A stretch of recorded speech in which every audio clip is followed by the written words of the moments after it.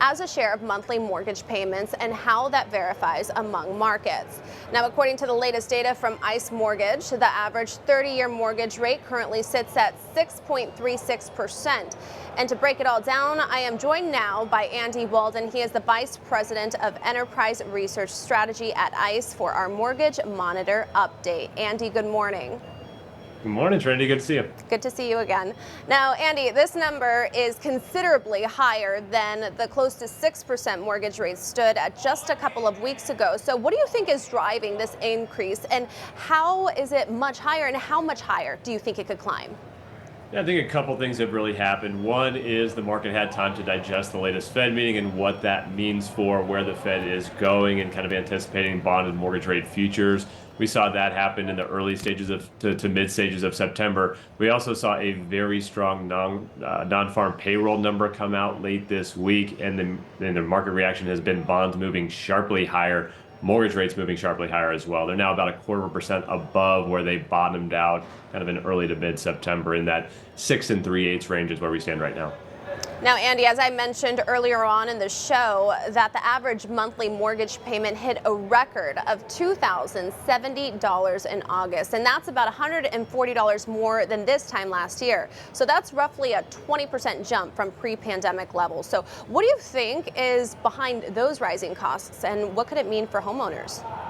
Yeah, I think there are a couple things that you see when you look at that numbers. One is among more recently taken out mortgages, or folks that have bought over the last couple of years, interest is the key dynamic there. And you can see it in the chart right here. The average interest payment that folks are paying today that have bought over the last couple of years in the post-Fed interest rate increase world, we've gone from $600 to $700 in interest payments a couple of years ago to $1,600 to $1,700 interest payments on more recently originated loans. And so that's really the key dynamic of folks that have taken out their mortgages recently. When you broaden that out to the overall mortgage universe, the 54 million folks that have mortgages in the US, property insurance jumps off the page. The average property insurance payment is up 52% over the last 4.5 years out there in the market. It's roughly 3x the average increase that we've seen in principal, interest, and tax components of mortgage payments. And so property insurance, by far the largest increase in overall monthly mortgage expenses. We've gone from that accounting for 7.5% of the average mortgage payment just a few years ago to 9.5% of that average mortgage payment. And in risk-prone areas like New Orleans stands out. 1 out of every $4 that's spent on housing in those areas is going directly to property insurance.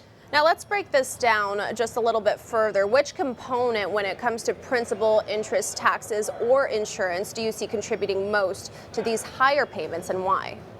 Yeah, and it's really that property insurance component. And when you get into higher risk areas, I mentioned 52% increase overall over the last 4.5 years out there in the market. When you get into some of these more risk-prone areas, you're talking 70, 80, 90% increases in property insurance. When you look at the path of Hurricane Milton, the Hurricane Helene that just came through, those are those most risk-prone areas that are seeing the largest property insurance increases. And it's not just relegated to those hurricane areas either. If you look up the central portion of the country, up through Oklahoma City and Tulsa and Wichita, talking 1 out of $6 spent on housing is going directly to property insurance as well in those tornado and hail prone areas of the country. Now, with only 12% of the monthly payment in 2023-2024 mortgages going directly toward principal reduction, can you explain how the rest of the payments is distributed? And are there any strategies homeowners are using, like making an extra payment each year to reduce the interest portion of their payments? Yeah, you're seeing them take a few different actions. You're seeing some additional $50, $100, $200 payments, or making one additional payment a year to help folks reduce those long-term costs of interest. We've also seen an increased frequency of large chunk payments being made on mortgages, $10,000, $20,000, $30,000 being paid down on some of these mortgages to reduce their interest expenses over time. You can kind of think of that as almost a long-term fixed investment that they're making in their mortgage instead of investing in the broader market. The other thing that obviously is a key focal point for those that have bought over the last couple of years is refinance and refinance incentive in the market. We were at a point just a couple short weeks ago where 40% of folks that have bought their home recently were in the money to refinance. and the average highly qualified borrower there could save at least $300 a month through refinance. So you're going to see that, especially if interest rates take another leg lower here, you're going to see folks looking for that refinance opportunity in the market to reduce those interest rate expenses. Now, Andy, we have about 60 seconds left here, but I do want to switch gears to, obviously it's hurricane season. So increased property insurance costs are becoming more of a burden for homeowners, especially as we navigate hurricane season right now. So how much are you seeing insurance costs rise specifically in this market? And do you anticipate that these costs continue to increase as severe weather events become more and more prevalent?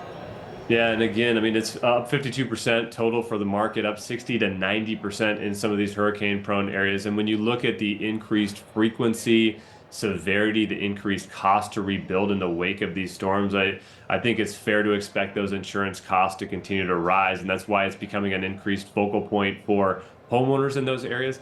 It's becoming an increased focal point for regulators and folks that invest in the mortgage-backed security markets, as well as those climate risks and hazard risks change, and it changes the risk among those portfolios along with it.